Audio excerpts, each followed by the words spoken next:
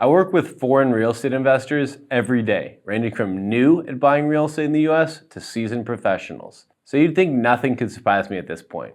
I've seen all the mistakes, right? Well, let me tell you, there are tons of mistakes investors make that still manage to baffle me with how easy they are to avoid.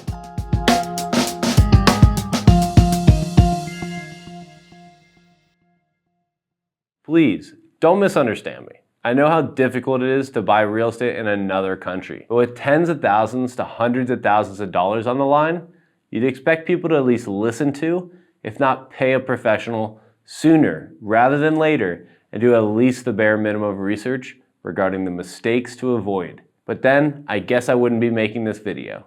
Hi everybody, I'm John Pastor, co-founder of Nonresident Investor. We specialize in helping foreign nationals buy US real estate. We started this channel to share our experience so you can invest smarter and avoid costly mistakes. And one of the first mistakes most foreign investors make is not subscribing to our channel. Don't be one of those people. Now, let's talk about the 10 biggest mistakes foreign buyers make that can cost you thousands. Number 1, not doing enough research. I can't tell you how many times I've had calls with investors who show up completely unprepared.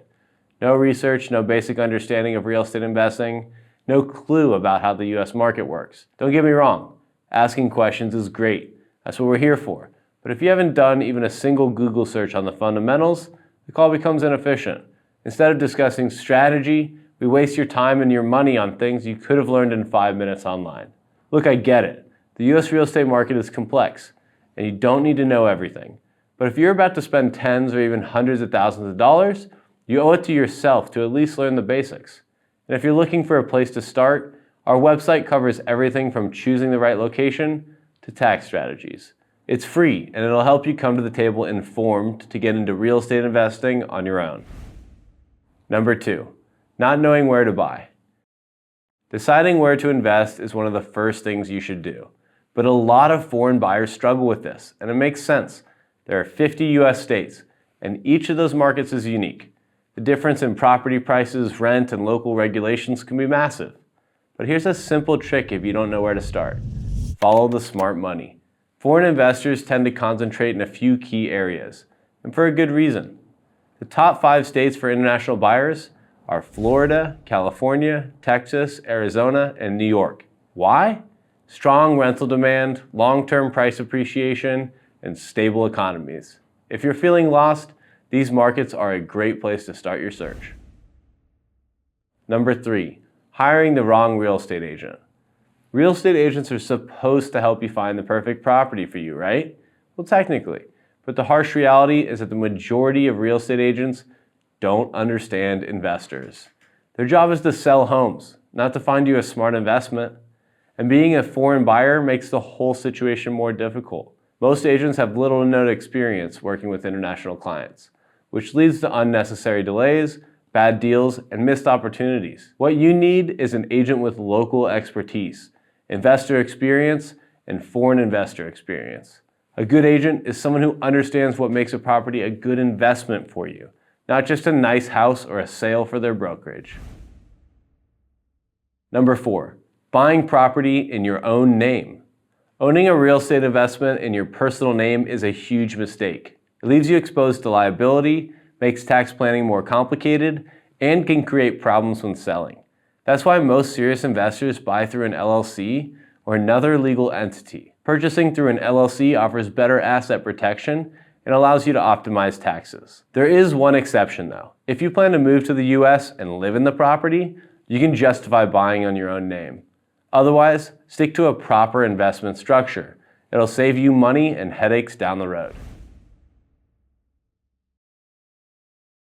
Number 5, not conducting a property inspection. If you think skipping an inspection will save you time and money, it won't.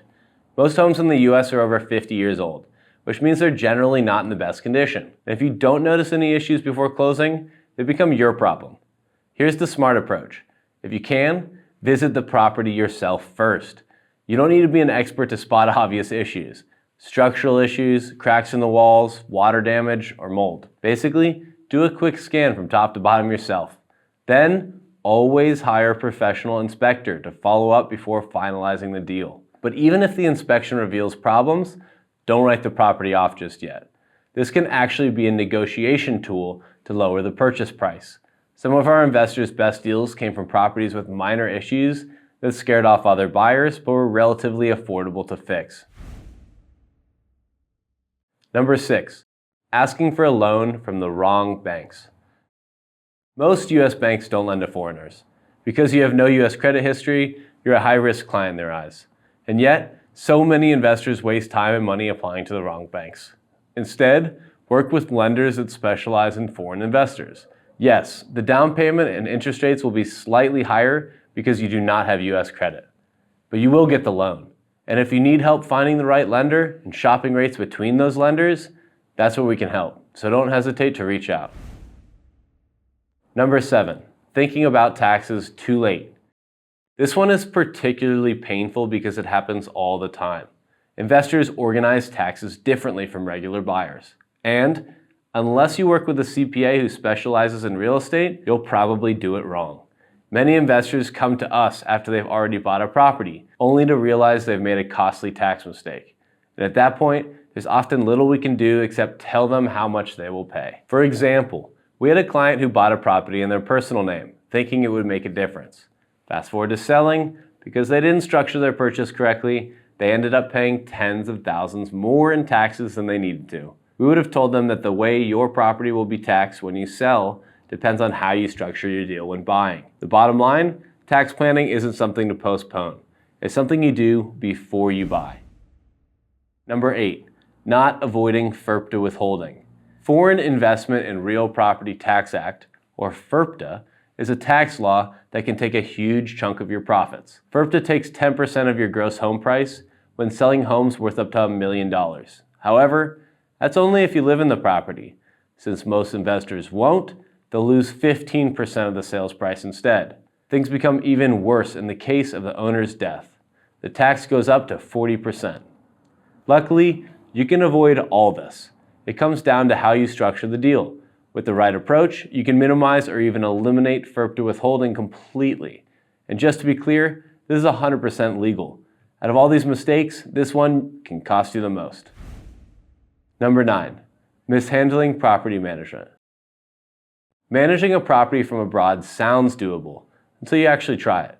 Without local experience, handling tenants, maintenance, and legal compliance becomes overwhelming fast. That's why most foreign investors hire a property manager. Just because you're paying for them doesn't mean they're diligent. A bad property manager can cost you precious ROI on a great investment. Look for someone with experience managing properties like yours, strong references, and clear communication. But even when you find a good manager, you can't just forget about the property. Stay involved, check in regularly, and track the property's performance. The most successful investors don't micromanage, but they also don't disappear. Number 10, working alone when you're new to real estate investing. You can absolutely learn everything there is to know about US real estate investing alone. There are tons of books, blogs, and YouTube videos out there. In fact, that's exactly how my co-founder Luca got into real estate investing. If you put in the time, you'll figure it out. But here's the catch. It takes hundreds of hours. And even then, knowledge isn't the same as experience. When you go at it alone, you're more likely to make mistakes. Not because you haven't learned enough, but because you haven't been through it before. And in real estate, mistakes are expensive. The wrong financing choice, a bad property manager, overlooking a tax issue, it all adds up. And as a foreign investor, you also lack the knowledge of local laws and regulations, making investing abroad a little more difficult. That's why the most successful investors don't do it alone. They have a team, advisors, lenders, legal experts. People who have done this before, it can help them avoid costly missteps. At Nonresident Investor, that's exactly what we do. We specialize in helping foreign investors at every step of the buying process. So if you're considering partnering with somebody for your next investment, Luca and I would love to talk to you. Book a free discovery call with us through the link in the video description. And if you're already an experienced investor, what mistakes did you make while you were just starting? Share your experiences with our community in the comments below. Until next time, thanks for watching the Non-Resident Investor YouTube channel.